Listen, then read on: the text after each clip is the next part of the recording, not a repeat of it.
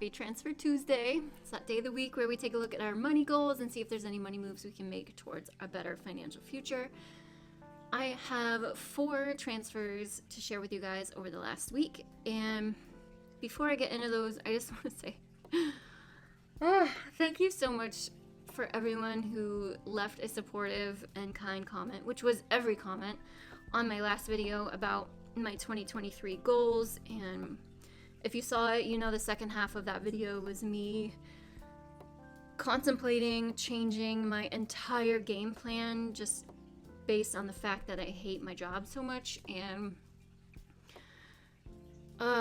I've been feeling that way for a while, so I just wanted to get it out there and share that with you guys, that a potential huge change could be coming to my whole game plan, my whole strategy. So your comments have been blowing me away. Like, I get emotional just reading through them, because so many of you have similar stories and similar feelings, and I feel like a lot of you picked up on the video that I've already kind of made my decision in my gut. So I really am leaning towards finding another job, but obviously that's going to take time.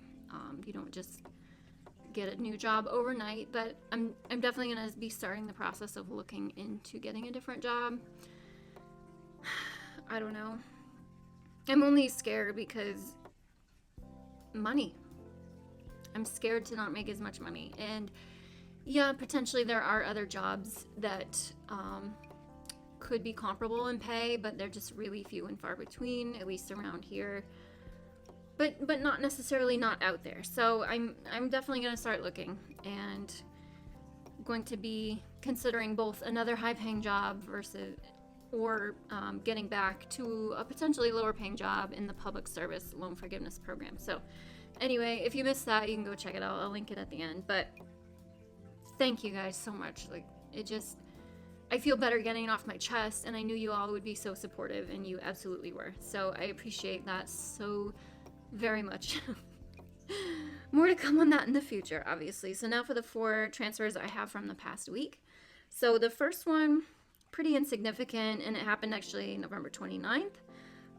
And I bought $50 more of Bitcoin just because it was so low and whatever. I don't know. I don't give a shit too much about what happens with Bitcoin. I don't think crypto is going away by any means. I feel like digital currency is definitely the way things are going to be going in the future, but I just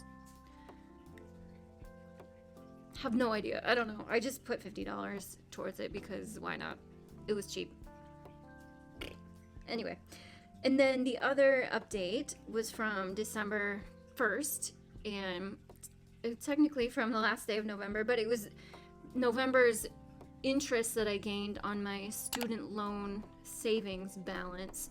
You guys know I keep that money in a high yield savings account. It's a Capital One 360 money market account. It's currently at 3% APY. I always have that link down below for you guys if you're interested in an account as well. I think it's a fantastic savings rate considering my actual credit union bank account is getting 0.2% or some bullshit like that. So 3% is awesome. It's been pretty good. It's at least always been over 2%, but it's certainly gone up in the last year with the interest rate hikes. But that account, before the interest gained, had $28,650.67, which is awesome. We're doing great with student loan savings.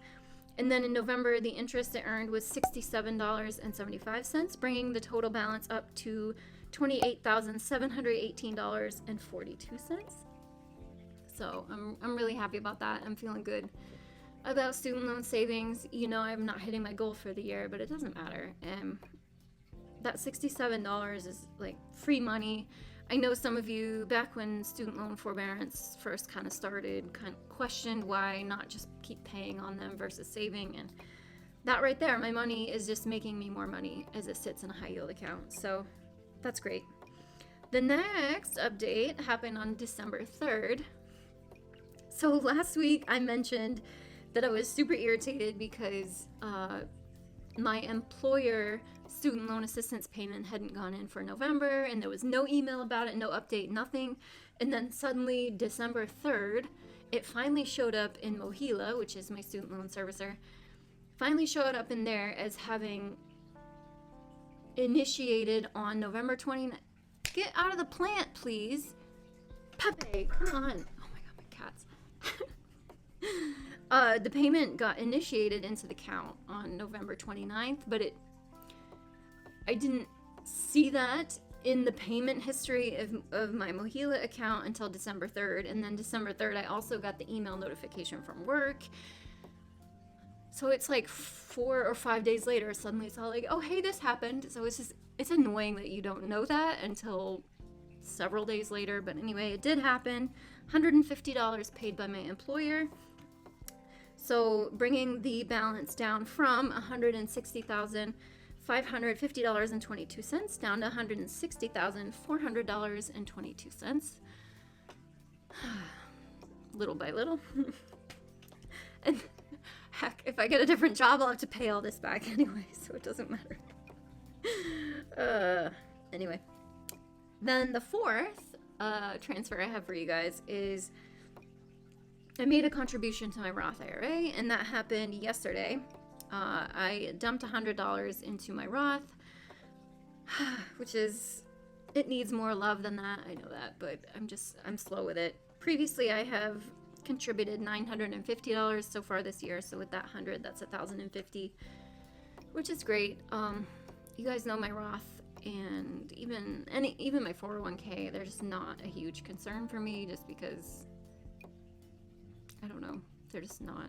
And I know time in the market is so important, and I will preach that to everyone else all day long, but for some reason I struggle with that myself. But I don't know, I really am contemplating